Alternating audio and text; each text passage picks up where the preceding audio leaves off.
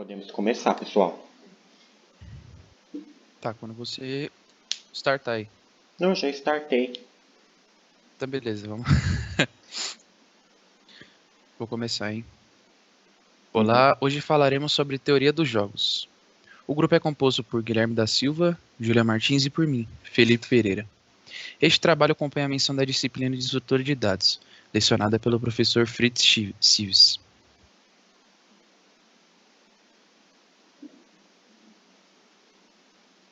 O que é a teoria dos jogos? A teoria dos jogos é um ramo da matemática aplicada que analisa um ambiente de decisão a partir dos fatores que compõem e que influenciam as decisões futuras, com o objetivo de criar situações mais favoráveis a si mesmo. Ou seja, a teoria dos jogos se baseia em usar a matemática para representar situações estratégicas onde o sucesso de um jogo para um determinado jogador depende das escolhas que esse indivíduo e seus oponentes fazem. História dos jogos. O primeiro indício do começo da teoria dos jogos surgiu em meados do século XVIII, pelo interesse em um jogo francês chamado Le Rire, um jogo de cartas composto por 2 jogadores, onde aquele que tiver a carta maior vence. A pesquisa foi comandada por James Vandergrave e dirigida por Nicolas Bernoulli, porém não prosseguiram com a pesquisa. Outra matemática importante para a história da teoria dos jogos foi Ernest Zermelo. Em 1913, o filósofo afirmava que em qualquer estágio de um jogo finito de informação perfeita, um dos jogadores tinham estratégias formadas que ou traziam a vitória ou ao empate. Agora, saindo um pouco do âmbito de jogos e entrando em economia, Emily Borrow, outro importante matemático, acreditava que a guerra e a economia podiam ser estudadas usando a teoria dos jogos. Por fim, o ápice da teoria dos jogos, que ocorreu em 1944, com a publicação de um livro envolvendo os 2 temas, Economia e Teoria dos Jogos. Este livro foi publicado graças ao trabalho de John von Neumann.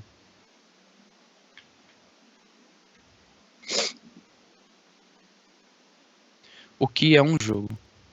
Jogos são atividades cujo objetivo sejam o entretenimento ou a diversão, e eles, em geral, possuem regras que delimitam até onde seus jogadores podem ir. Os jogadores são entidades dentro do jogo que possuem preferências e tomada de decisão. Um jogador racional tende a escolher o melhor caminho que o leve à vitória, calculando durante o jogo suas determinadas rotas. O que é estratégia? Estratégias são um conjunto de ações que ditam o caminho de decisão que um jogador deve tomar para atingir a vitória. Esses caminhos dependem das escolhas feitas pelo oponente no momento atual e suas ações futuras. Cada jogador possui um conjunto de estratégias.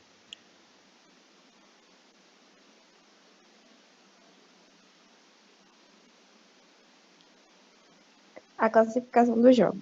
De acordo com a informação completa, segunda perfeita, os jogadores conhecem previamente todos os movimentos possíveis de si e dos seus oponentes. Tende a ser mais simples em estrutura lógica, já que o jogador sabe tudo o que ocorre.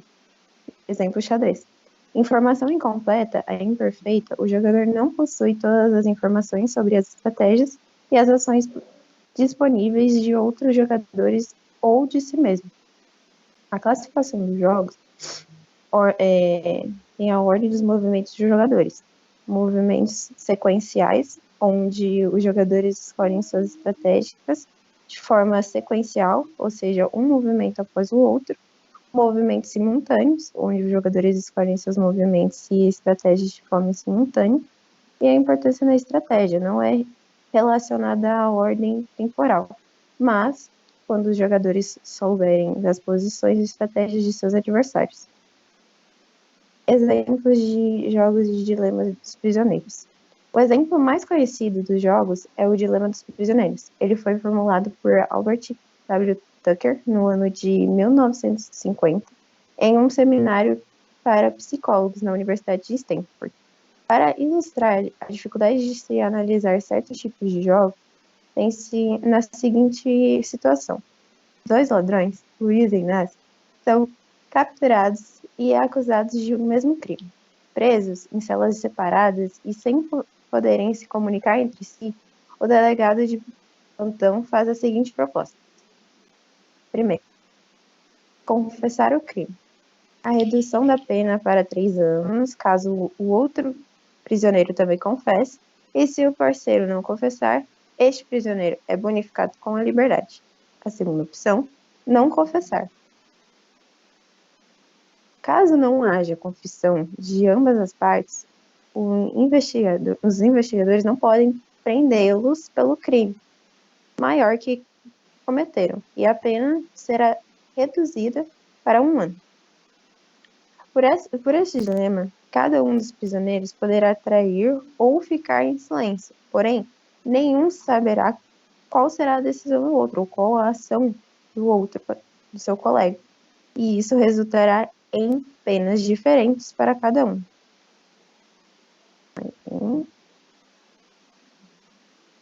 Nas quais, ilustraremos abaixo. Possibilidades dos prisioneiros. Caso Luiz confesse e Inácio confesse, Luiz terá 3 anos de pena aplicada e Inácio também. Caso Luiz confesse e Inácio não confesse, Luiz ficará livre e Inácio pegará 10 anos. Caso Luiz não confesse e Inácio confesse, Luiz terá 10 anos e Inácio será livre. Caso Luiz não confesse e Inácio não confesse, ambos pegarão 1 ano. Além dessa visualização que elaboramos, podemos também utilizar as formas mais formais de se representar um jogo, das quais teremos no próximo slide. Formas de representar um jogo. Essa forma é uma forma extensiva, usada numa árvore. Aparentemente, visualizando, pensamos que podemos ter uma pirâmide, mas isso é uma árvore. Permite a visualização da sua sequência de movimentos e permite também uma visualização do nível de informação dos oponentes. Temos ali em cima o Luiz, seguinte, ele confessa ou não confessa. Se seguimos a linha que ele confessa e Inácio confessa, ambos terão 3 anos. Seguimos a linha que Luiz confessa e Inácio não confessa, Luiz será livre e Inácio pegará 10 anos. Luiz não confesse e Inácio não confesse, ambos pegarão 1 ano. Agora, Luiz não confesse e Inácio confesse, um pegará 10 anos e o outro será livre. Mas, como não se há uma ordem para a confissão entre os prisioneiros e eles não sabem qual será a ação do seu colega, temos também outra forma de representar, no seguinte slide. Forma de representar um jogo. A forma normal usa a matriz e não permite nem a visualização da sequência, nem do nível de informação. E temos aqui as seguintes possibilidades, Inácio é em cima e Luiz aqui na lateral. Luiz confessando e Inácio confessamos, temos no canto esquerdo superior 3 anos para ambos. Embaixo temos Luiz não confesse e Inácio confesse, Luiz terá 10 anos e Inácio será livre. Caso Inácio não confesse e Luiz confesse, Luiz será livre e Inácio pegará 10 anos. Caso Luiz e Inácio não confessem, ambos pegarão 1 ano. Então, o equilíbrio de Nash é uma situação em que a tomada de decisões dos prisioneiros, ou a tomada de decisão dos jogadores, faz com que eles não tomem a melhor decisão para todos os jogadores, mas sim a melhor decisão somente para aquele jogador.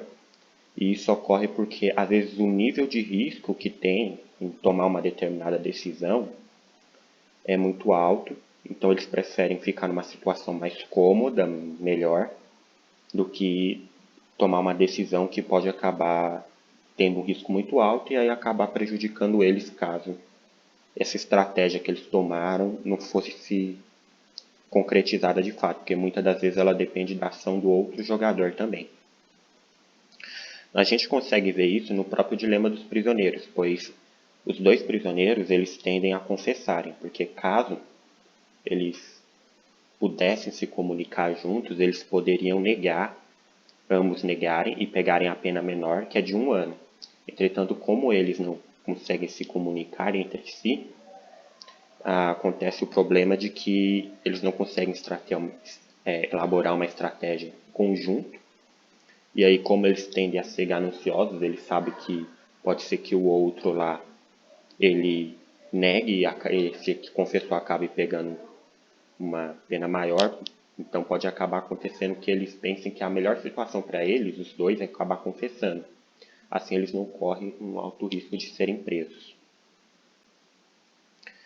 A gente também pode representar os jogos com um pouco de conceitos matemáticos, né?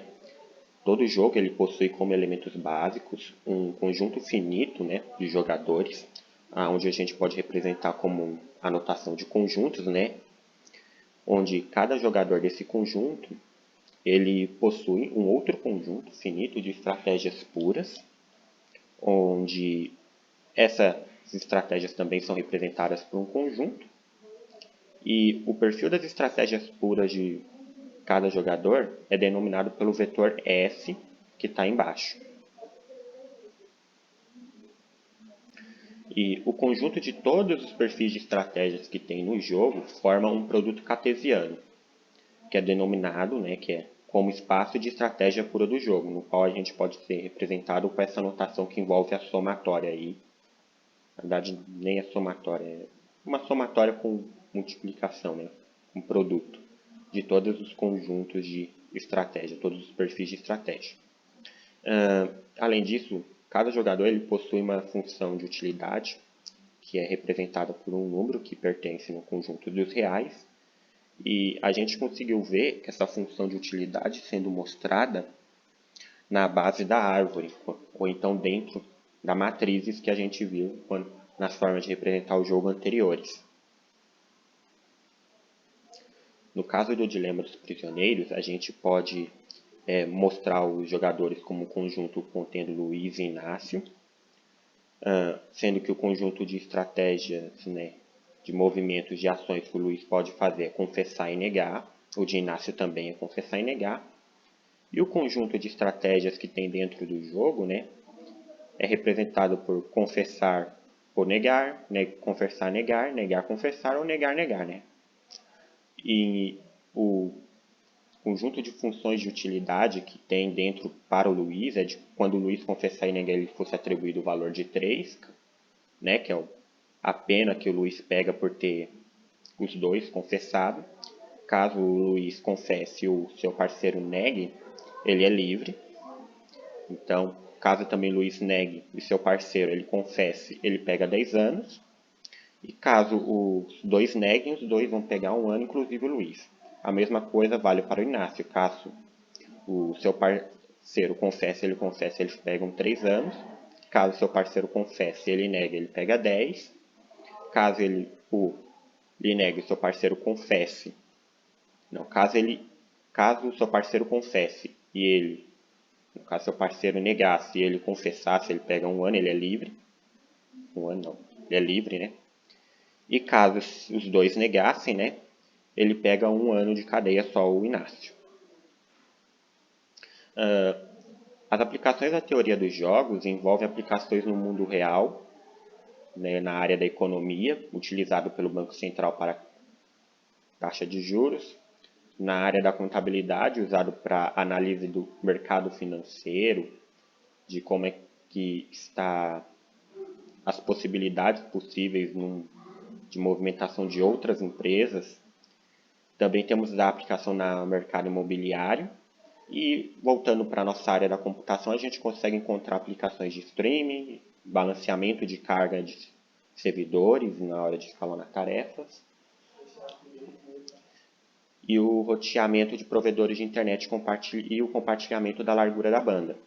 Todas essas aplicações envolvem o uso da internet. Então, aplicações na área de TI cresceram bastante com o uso da internet.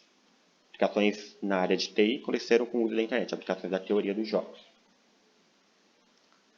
A conclusão que a gente pode tirar com esse trabalho é que nós conseguimos perceber que a teoria dos jogos é uma área complexa e que ela possui aplicabilidade em bastante áreas. Nas pesquisas que a gente fez, a gente viu aplicabilidade em áreas até mesmo da educação, na área do direito, na área jurídica. A gente pode ver como exemplo o próprio dilema dos prisioneiros, que é uma área que já é uma área que envolve um pouco de direito, uma área um pouco jurídica. E ela costuma estar presente nos nossos dias a dias de forma inconsciente quando a gente trabalha no processo de tomada de decisões. Diariamente a gente toma decisões e sempre quando a gente vai tomar decisões a gente avalia todas as possibilidades que a gente tem. Então, aqui contém as referências do nosso trabalho. Espero que tenham gostado e vemos numa próxima.